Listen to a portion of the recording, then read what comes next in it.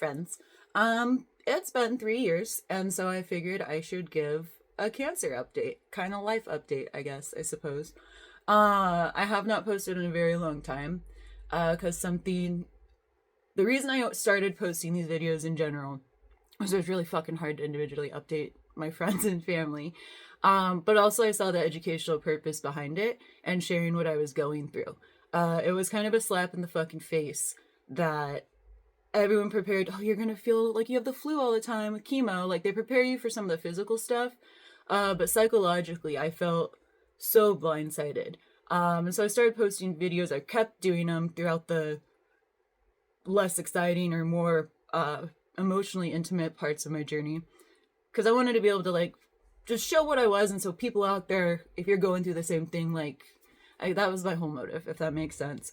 But in order to do that, I had to be authentic and transparent, which is very vulnerable and very hard to do when you're in a very depressed state of mind. Especially, I tried filming a video for year 8, and it was right after my stepdad passed of COVID, and it was really hard to go back and, like, just to watch it, to edit it. But on top of that, I felt a lot of shame because I just felt like it was a whole pity party. I cried like the entire video. And I felt a lot of shame about that, so I didn't want to post it. And then I realized, like, I wasn't willing to be authentic and genuine in my videos, so I wasn't going to make them, basically. But it's been 10 fucking years, and I'm in a decent headspace today. So I figured I would fucking post some shit. Year 8, like I said, was really hard emotionally. After Michael passed, I ended up moving to Alabama for a while, to then lived with my brother while he was stationed out there. And it was an incredible time in my life. I miss it dearly, and I hope I'll move back there one day, but that's a challenge in and of itself. So and then I came back from Alabama. Year 9, I had just moved back, but I was still just really not in a good place or headspace. And just, I got in a really bad fight with my mom that year, actually, and demanded that she not even acknowledge my cancer anniversary or anything about it, because I was, and still very much so am, in the anger phase of the cancer. Angry about what it took from me, angry about how my life has changed because of it. And I was just like, we're not speaking on this. So that was a hard year. And then 10 years just passed. April 3rd, just had that, and I got to celebrate it, which it's weird. I don't know how else to say it. I don't celebrate because it's not a good time in my fucking life. It's fucking horrific. But I acknowledge, I don't know, fucking celebrate just sounds better, I guess. But my mom and I, for 10 years, spent 10 days in Yellowknife in the Northwest Territories, Canada. And it was awesome. It was a bucket list trip, and had its own ups and downs, but we saw the Northern Lights. They're gray fucking clouds, FYI. To the naked eye, they do not look as fantastic as the fucking pictures and videos, which I'll splice those in. I know a little bit more about video editing now. Not enough that I'm going to do multiple takes of this one, enough that I'll splice in some stuff I talk about. So I'll add some Northern Lights videos. But yeah, they were gray fucking clouds. Very minimally did you ever see green, and only the last day did we see them kind of dance, but it was gone in like 30 seconds. So all of that to say, my expectations for the lights, although I researched a ton and thought I was prepared, no one described them as gray fucking clouds. So be aware if that's on your bucket list trip. But Yellowknife was fucking incredible. Tons of first time ever. I drove on an ice road, which was terrifying because I didn't realize I was fucking doing it at first. We didn't crash at all, unlike a snowmobiler we saw. But yeah, word to the wise, if you ever drive on an ice road, take your seatbelt off so you can get out quickly. We played with sled dogs, took a snowmobile out into the middle of Great Slave Lake and helped set fishing traps under the ice, fishing nets under the ice, and then days later we got to eat some of the fish that we caught in those nets. We did a polar plunge into Great Slave Lake, which I'd never done in my life, and it was fucking freezing. But yeah, it was a really, really cool experience overall. It's something really special for my mom and I, because she's been there for me through this from day one. So yeah, 10 years has been 10 years. So while over the last few years I was like in a real bad headspace to where I didn't want to like talk about anything, I'm definitely still there. I'm definitely still struggling mentally with, I mean, sum it up, self-esteem and self-love, I guess, and self-value. And that's something really vulnerable for me to talk about. But essentially, like, I feel stuck where I was when I graduated high school. Never married, no kids, don't own my own home. Like, I have nothing to show for myself but my dogs and a bunch of crazy stories of my life. And I beat myself down on that a lot.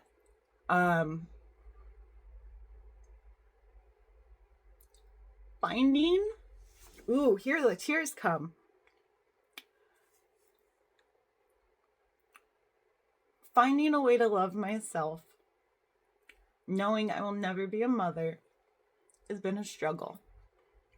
And there's a million things I've heard and I've read and all the different things to change that mindset or that belief. But it's hard. I had not realized how hard it would be or how much I wanted to be a mom. It was hard when that decision was made. I was sterilized with the Essure procedure back in 2014. And I made that decision because melanoma is one of 2 cancers that can be passed in utero to your child. And there's an organization based here in Arizona called Addison's Army. And Addison was a beautiful baby girl who unfortunately was given melanoma by her mother. And Addison's mother passed away when she was less than 2 years old, because Addison then passed away when she was 2. And it was horrific and it was heartbreaking. But knowing that, and knowing that at the time, my prognosis was, they had originally said I had 6 months to live. They then, when I didn't die, they upgraded that to that there was a 15% chance I would live 5 years. And so knowing that, and despite having support, I ultimately made the decision that I couldn't live with myself if I birthed a child knowing I could give it cancer and it got cancer. Just knowing I could pass that gene on and potentially put a child through what I had to go through, I agreed with my doctor to get sterilized. And I still believe all of those things. I still would hate myself and see myself as the biggest fucking monster if I had a baby and that baby had melanoma at any point in their life. But it doesn't minimize how much that fucking hurts. How much this reality hurts. Yeah, and I don't like talking about it, so I don't make videos anymore.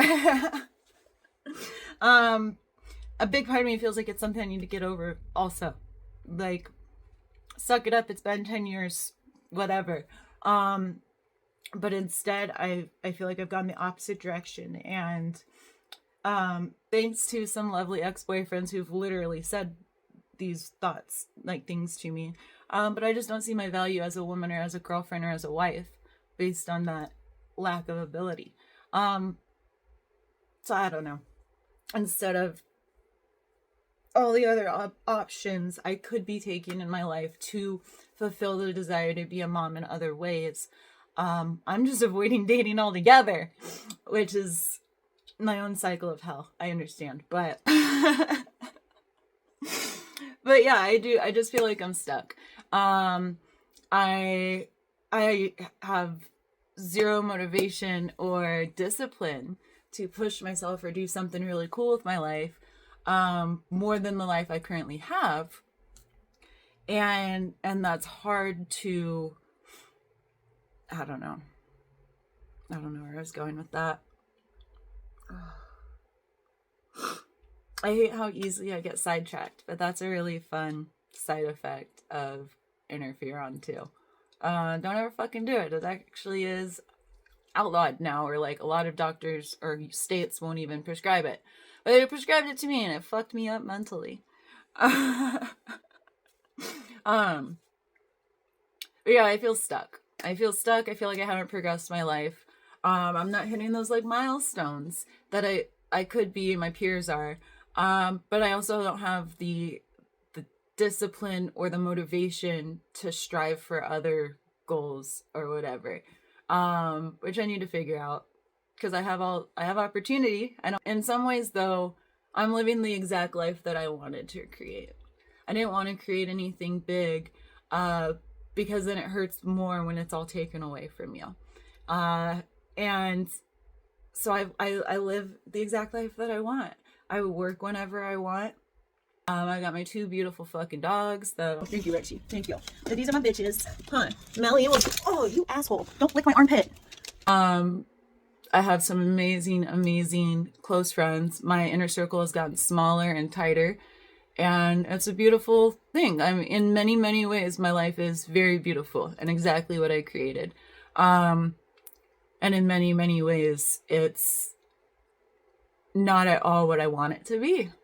But there's that, I suppose. I had to run an errand, and now I can't get my phone set the same way it was, so whatever. But melanoma update, or yeah, update if you will. I've seen my doctor more frequently lately. I kind of go through cycles where I avoid, and then something scares the shit out of me, and I go to my doctor, and I get cut up, and then I get sick of it, and I stop for a while.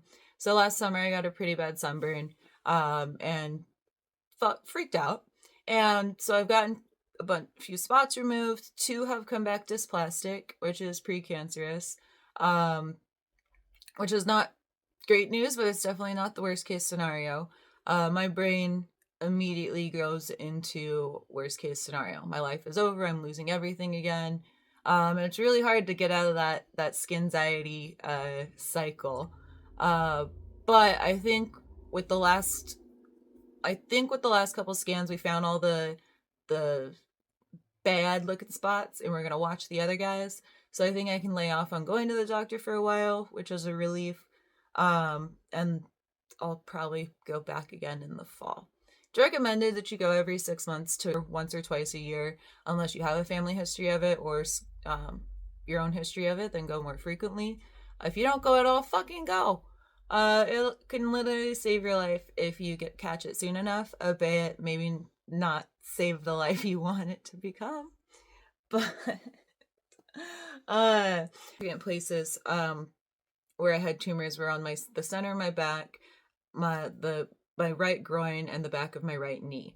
So I want to put together the old scars, because they were a dark purple and they were really gnarly, and then what the scars look like today, because I think that's some cool progression to see. I genuinely didn't think I'd have 10 years of progression to show.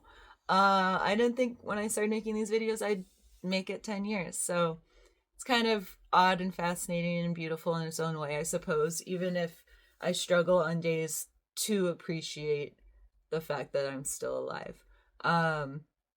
But all in all, I guess it's part of my journey. I love that in these videos, for one, this is like my own personal diary.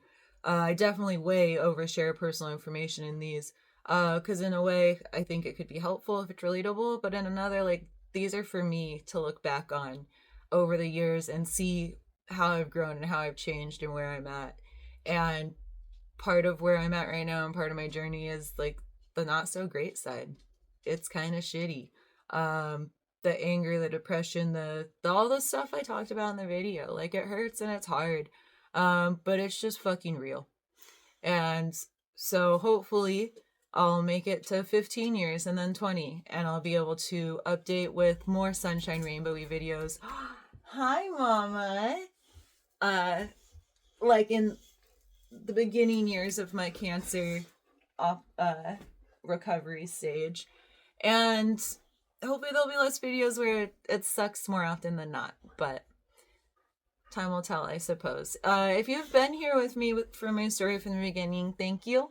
I'm sorry that this is what she does. Thank you. I'm sorry I haven't been consistent with my updates. I know, well, I've gotten a few messages over the years actually asking if I had died or not because I hadn't posted. And then last night I was talking with someone about my videos and I was like, you know what? I need to fucking do it.